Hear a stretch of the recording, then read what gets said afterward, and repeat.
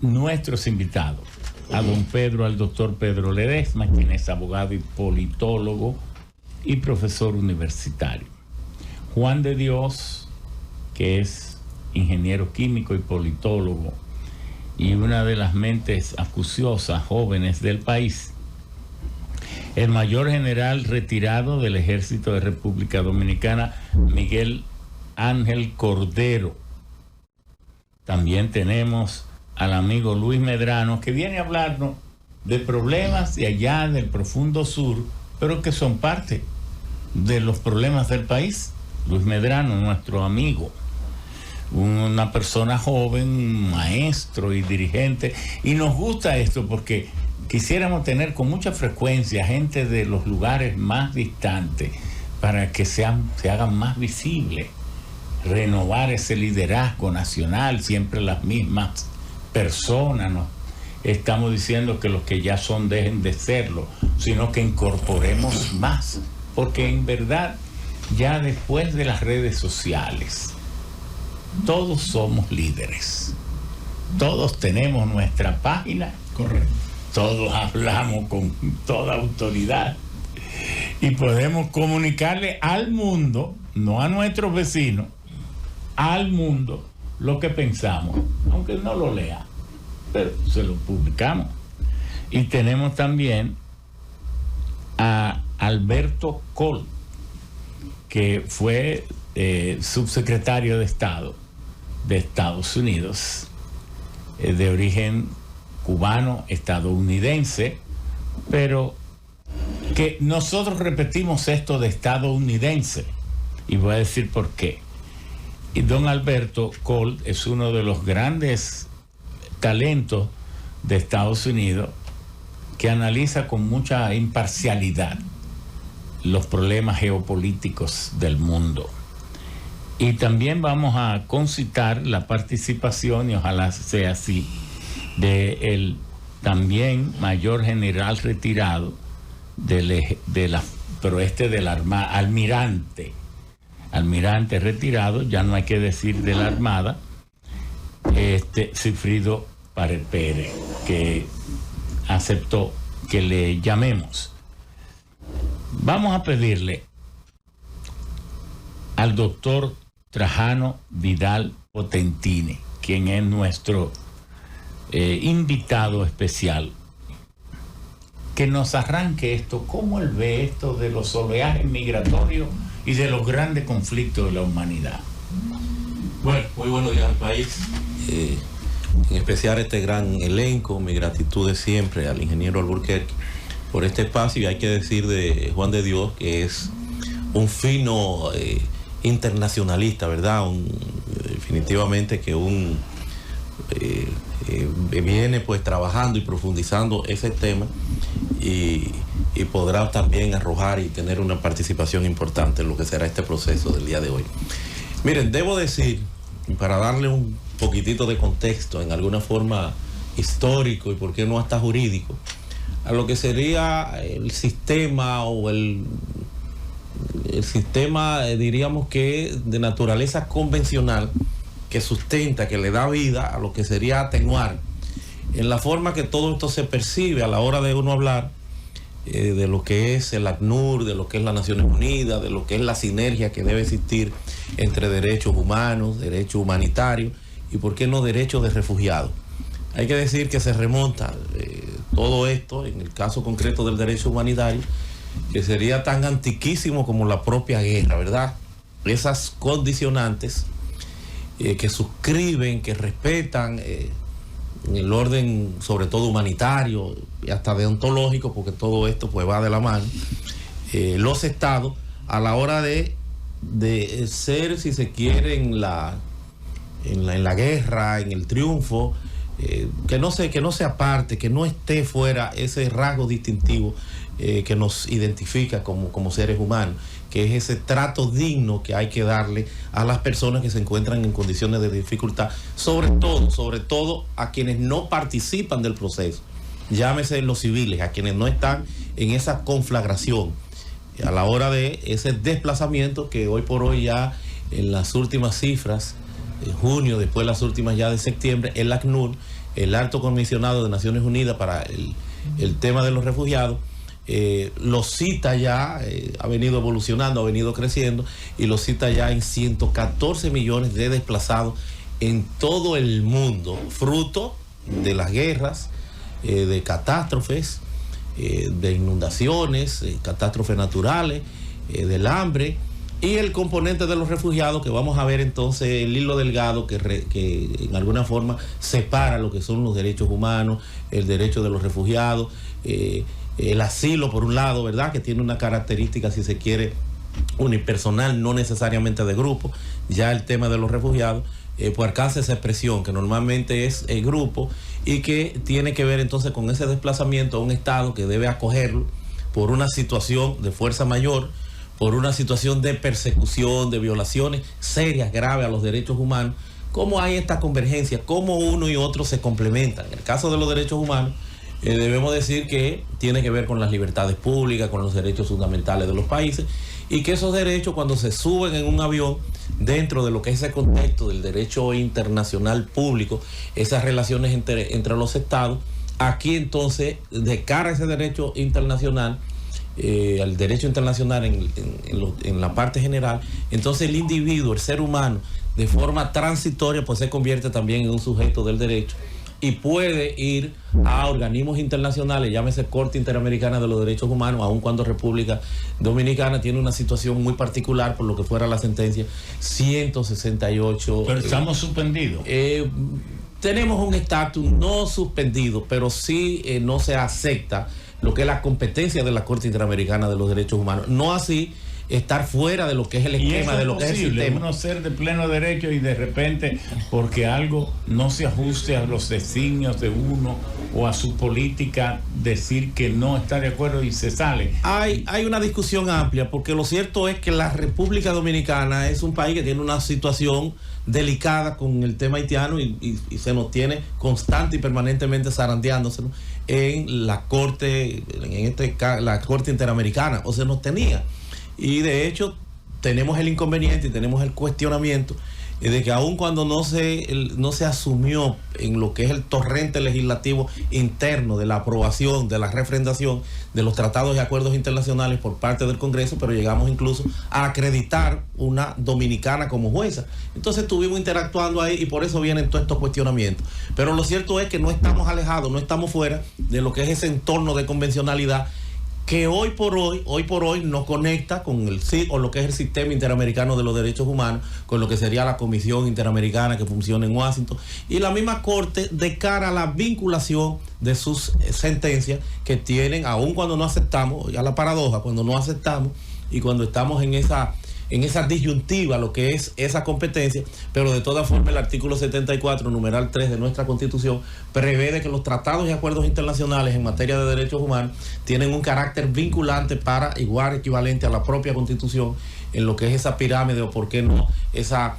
convencionalidad que tenemos en la República Dominicana, o ese denominado llamado bloque de constitucionalidad que hoy por hoy le da esa equiparancia, le da esa fortaleza a los tratados y acuerdos internacionales en materia de derechos humanos. Pero lo cierto es que hay esta sinergia en este derecho internacional, derecho humanitario, derechos humanos y derecho de refugiados, y que esto tiene sus antecedentes más inmediatos,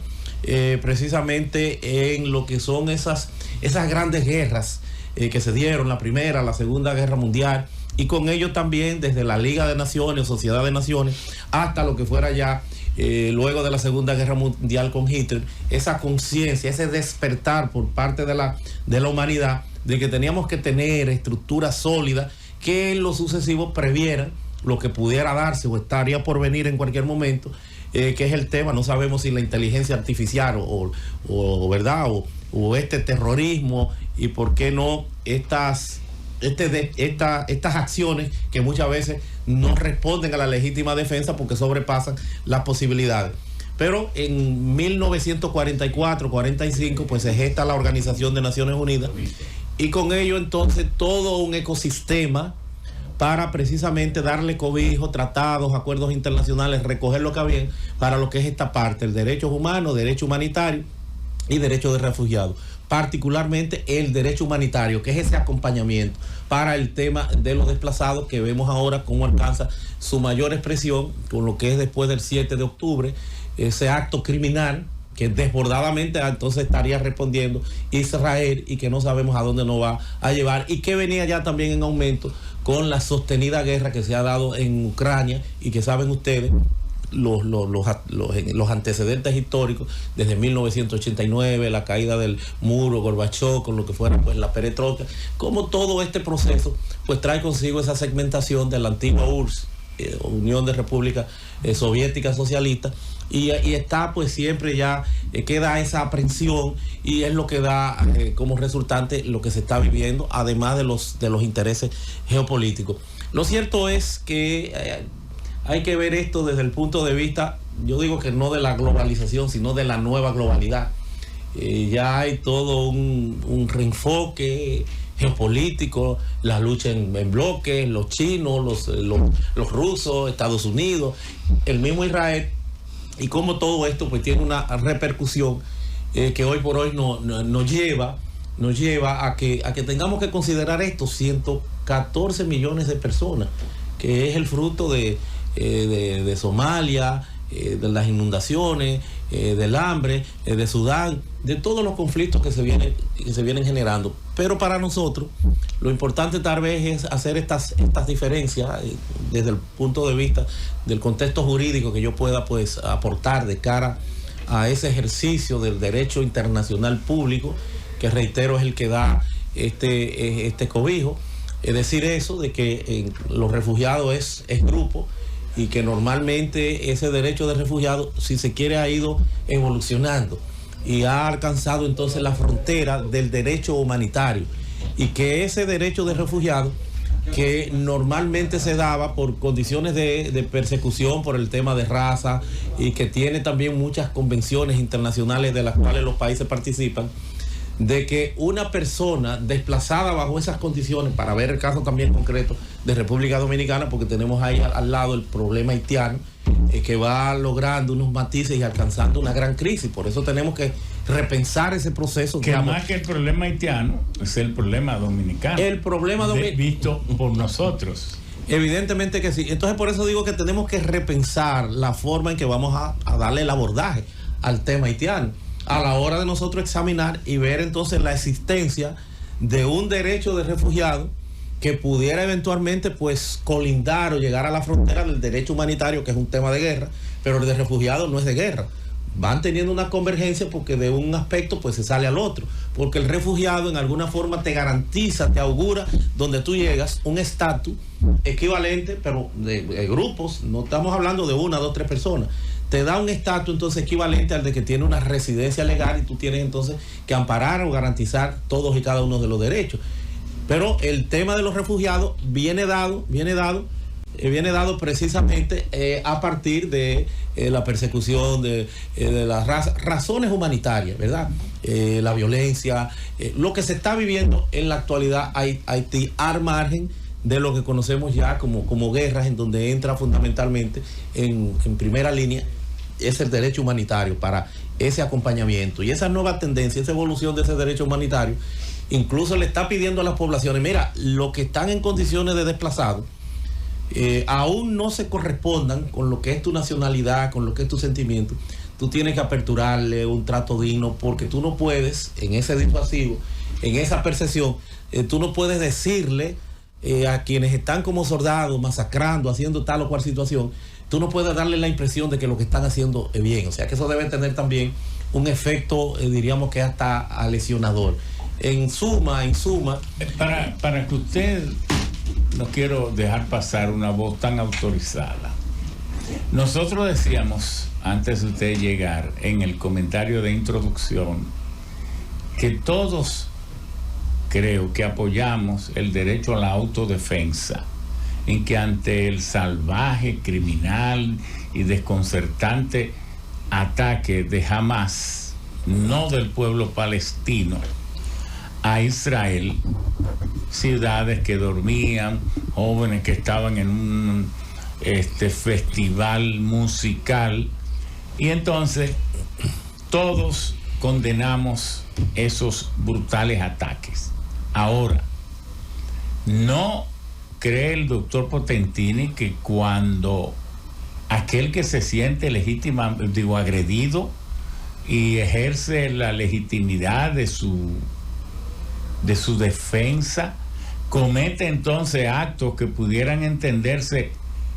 iguales o peores que los que fue la agresión que le hicieron, entonces se descalifican y dejan de merecer el apoyo solidario del resto del mundo, porque entonces se le está dando por una causa noble, entonces están entrando en crímenes casi de lesa humanidad. Sí, cuando hablamos de crímenes de lesa humanidad, que es un componente que no puede estar tampoco aislado de todo este proceso, es precisamente en el orden convencional cómo se ha servido todas estas expectativas, todas estas posibilidades, incluso a nivel de la configuración también de organizaciones internacionales, y que es lo que se ha encargado a muchas de ellas agencias especializadas de la Organización de Naciones Unidas y otras que tienen ya un carácter independiente, y que son, bueno, lo que es esa diplomacia multilateral que opera a partir precisamente de la participación de los estados, los casi 200 estados que convergen o que participan en Naciones Unidas. Aparece entonces ahí también ya lo que es el derecho penal internacional para darle seguimiento y para analizar esta desproporción. Y por eso yo tendría que graficarlo para que se pueda entender más con el derecho penal interno. El derecho penal interno habla, por ejemplo, de lo que es el artículo 327, hace ya del código, del viejo código penal que tenemos casi por 200 años en la República Dominicana,